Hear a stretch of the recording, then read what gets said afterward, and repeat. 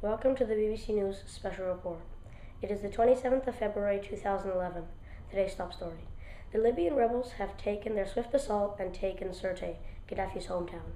Rumors are that the rebels took his hometown with ease, and it made officials question the real strength of Gaddafi's army. We now go live to our reporter in Libya. Behind me is Sirte, where the rebels have pushed the army into a retreat. The rebels will meet in Sirte before they move on to their next assault in Tripoli, or also referred to Gaddafi's last stand. Could you give us some history on the situation?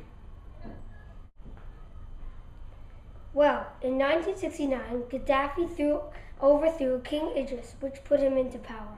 Then in December of last year, Mohamed Bouazizi, a 26-year-old fruit seller in Tunisia, so frustrated with the conditions within his country, set himself on fire, and overnight became a martyr for the people of Tunisia.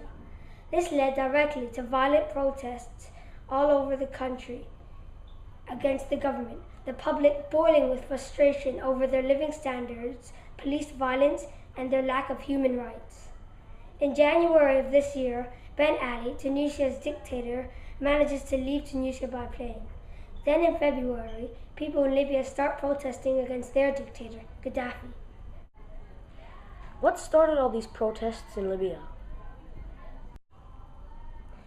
Well, as you know how the Tunisians had overthrown their dictator, which had a huge effect on all the other countries in the same situation. The Libyans were not allowed to speak freely and had a dictator called Gaddafi who had been running Libya for 42 years, and he was a very cruel and selfish man. The people got so frustrated eventually that protests in Libya broke out. Are there any other countries getting involved in solving Libya's problem? Yes, France, the United Kingdom, the United States, and countless other countries are trying to assassinate one man, and all attacks so far have failed to do so. The USA is also fighting with NATO over permission to supply the rebels with heavy artillery and weapons. Why has the takeover in Libya taken longer than in other countries like Egypt or Tunisia? Well, Gaddafi is a very smart leader. He knew that one day his army would turn against him and join the protesters because they would not shoot their own people. So he made sure they were not well trained and did not have the latest equipment or guns. He also hired his own bodyguards who were very well trained and had the latest equipment and guns. It is also thought that the rebels will overthrow Gaddafi. I'm Brendan Johnston. Thank you, Brendan. That's all for now.